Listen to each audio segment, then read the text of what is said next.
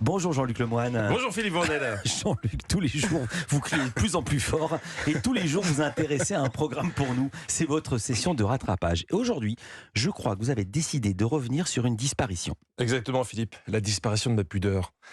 Vous voyez, j'étais pas convaincu par votre idée de journée naturiste au bureau. Et ben finalement c'était très agréable. Ça aurait été juste mieux si on n'avait pas été que tous les deux.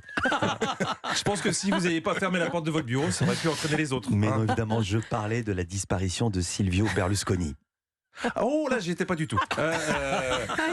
Oui, le très controversé Silvio Berlusconi nous a quittés. Ça a été un choc, évidemment un drame pour tous les producteurs de teinture capillaire. Hein, il avait 86 ans, mais toujours impeccable. Noir corbeau et une dentition d'une blancheur. Quand il souriait, t'étais en plein phare. Donc, Il Cavaliere nous a quittés lundi matin, en plein pendant les matinales. Et tu sens que ça a pris de court Elisabeth Martichoux. Donc voilà. Alors, Je vous interromps une seconde pour une information. L'ancien président italien, président du Conseil, Silvio Berlusconi, est mort. Ah. Il est décédé. Je ne sais pas si ce Silvio Berlusconi existe vraiment, mais si c'est le cas, il a dû avoir un choc en apprenant sa mort en direct sur LCI. Hein, parce que je pensais que c'était Silvio, moi. Alors, quand un événement comme ça arrive, en général, tu fais une émission spéciale où tu convoques des gens pour rendre hommage aux défunts. Hein. Bon, là, pas de bol sur le plateau, ils avaient que des gens venus parler de l'Ukraine. Mais ils ont quand même improvisé une réaction à chaud. Il a introduit la vulgarité sur les ondes et la télévision. Il a introduit la corruption en politique, la corruption morale et la corruption financière. Il a introduit une image de la politique absolument détestable.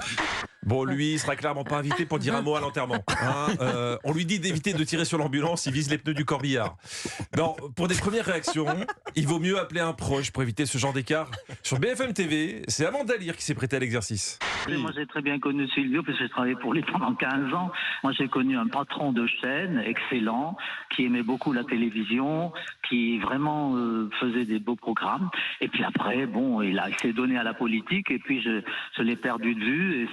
Visiblement, ça ne devait pas se bousculer au standard de BFM, parce que la seule qui a accepté de dire quelques mots, c'est quelqu'un qu'il n'avait pas revu depuis 93. Hein. C'est une proche, mais à 30 ans près. Mais bon, pour BFM, c'est mieux que rien. Au moins, pas de risque de polémiquer. Il s'est toujours comporté en homme très bien élevé, en gentleman. Après, comme je vous dis, il a pété les plombs, comme on dit. Il a commencé à traîner dans les couloirs, à tripoter les danseuses, etc. Elle aurait dû s'arrêter à patron de chaîne excellent. Parce que le côté frotteur de coulisses, je suis pas sûr. Amanda, on vous a appelé pour un hommage. C'est vrai qu'il avait cette image sulfureuse. Oui, voilà. oui, de séducteur, il adorait ça. Bah, vous êtes typique italien, voilà. Il fallait qu'il aimait les filles super bien fichues, avec des grosses poitrines et tout ça. C'était son truc. C'est bon, ne dites plus rien, Amanda. Merci beaucoup. Bon, je vais pas vous mentir, j'ai un peu galéré pour trouver un hommage unanime sur une chaîne info. Alors je me suis rabattu sur le Twitter de Pierre-Jean Chalençon.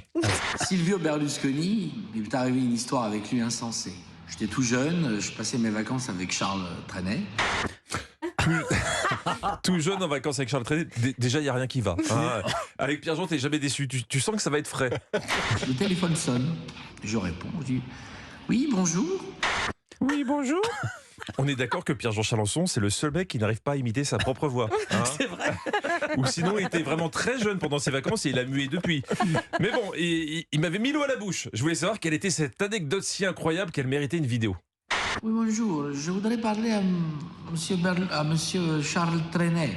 Et je suis Silvio Berlusconi. Je vous passe Charles. Et Charles qui commence à dire « Bonjour Silvio !» Voilà. C'est ça l'anecdote. C'est ça l'anecdote. On est d'accord, on s'attendait à mieux. Hein, il nous l'a bien teasé. C'est nul.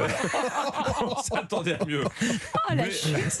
Mais en même temps, quand il s'agit de rendre hommage à un homme qu'on a accusé de corruption, de fraude fiscale, de proxénétisme, de lien avec la mafia et d'autres joyeusetés, le seul à la hauteur, c'est vraiment Pierre-Jean.